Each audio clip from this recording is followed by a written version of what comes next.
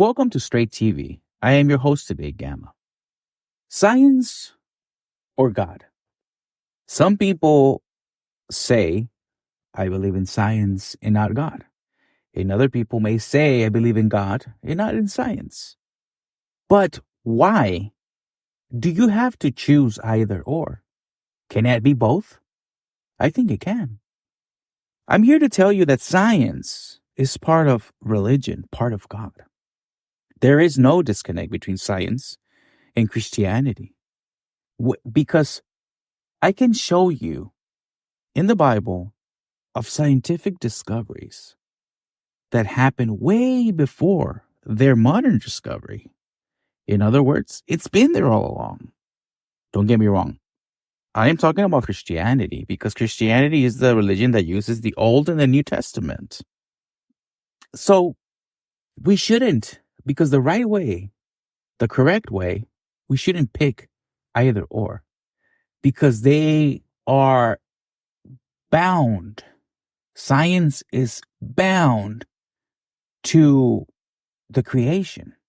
And the creation is scientific. The creation is not an idea. No, the creation happened. We are scientific. We are molecules. We are matter. We are energy. So how can there be a disconnect between science and God? No, they go hand in hand. In ancient Greece, around 500 BC, through Pythagoras proposed the earth was round. Pythagoras believed and proposed the earth was round around 500 BC. Do you know how long ago God had declared that the earth was round? 800 BC. So it was 300 years before Pythagoras. Isaiah 40:22, it says, when you get a chance, look it up. But it says, God sits above the circle of the earth. The people below him seem like grasshoppers to him. He spreads out the heaven like a curtain. See how clear it is?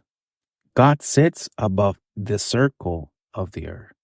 So God is teaching us that the earth is a circle. A circle is a sphere. A sphere is round.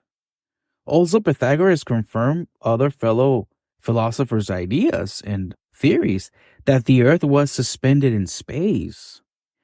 Remember, this was 500 BC. Now, let's look in Job 26:7. And it says, God stretches the northern sky over empty space and hangs the earth on nothing. That is so clear. That is so clear. So therefore, and hangs the earth on nothing. So what also Pythagoras and his fellow philosophers and astronomers proposed that the earth was suspended in nothing. It was mentioned in Job, and Job lived roughly around 2200 BC. We are talking way back than still Isaiah. We are talking way back than still the Greeks. So it is absurd to say that it's either or. No, science is part of God through all of what he's created. We are made of matter, molecules, energy. All of that is encapsulated in science. It is unfortunate, though, that in 1633 AD, Galileo was accused and judged for heresy. Let's stop there and let's think of something. 1633 AD, Galileo, an astronomer. Usually science is not stuck. Science keeps learning, keeps discovering, right? So Galileo was trying to still decipher the wonders of the universe, the wonders of the sky and how it works. Because I still also get amazed when I look at the stars at night. I'm like, I feel myself, like a little speck in the universe. So for him to be accused of heresy for saying that the earth revolves around the sun and that the sun was and that the earth was not the center of the universe, he was accused of heresy. See how there's always also backlash, there's also mockery, ridicule, when a scientist is trying to pursue an explanation. That shouldn't happen because he wasn't wrong. He was right. Galileo was correct.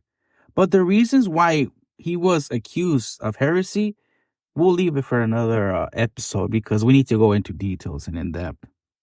Some people have a resentment towards God in Christianity because of a family member or a person suffer malpractice. I'm talking about religious malpractice. For example, I had this neighbor who he had so much resentment to all religions. He just encapsulated his resentment to all religions. And then I asked him why. And he said because he had a sister and his sister needed a blood transfusion. And the congregation that she attended denied it and she died. And I asked him, but why do you have that resentment towards? Well, he just didn't want to waste his time and just focus the hatred on everybody. But if you really think about it, God is not against science or even science that saves someone's life. If we need a medical treatment, we should use it. And that's exactly my point. Religious malpractice hurts people. And religious malpractice and not understanding God's will makes everybody else turn their feelings against religion and God. Why? Because of my malpractice. It's not God's fault. It's me not understanding the true meaning. See, this type of negligence baffles me. Why do you think there are so many denominations out there? So many other religions? Because if you really think about it, all of these denominations understand their teachings differently. They do. If they would understand the teachings correctly, you think that lady would have died? No, they would have accepted the blood transfusion and then she would have been saved. But see the negligence? Because they understand it differently. And by not understanding the right way, the teachings, they hurt people. And in consequences, they cause people to criticize God. That's true. With God and science, a lot of the things that seem impossible become possible. And science without God becomes impossible and maddening. Yes, if you really think about it. When science just focuses on the technicality and the science of it, and they leave the catalyst, which is God, out, they can't find an answer. And there's still a lot of theories out there because they don't have the answer. And if they dig deeper and deeper and deeper, they're not gonna find the answers, and therefore they go mad and crazy. Why? Because science without God becomes impossible and maddening. But with science, and that you encapsulate God with it, many things seem possible and many things are clear. And reason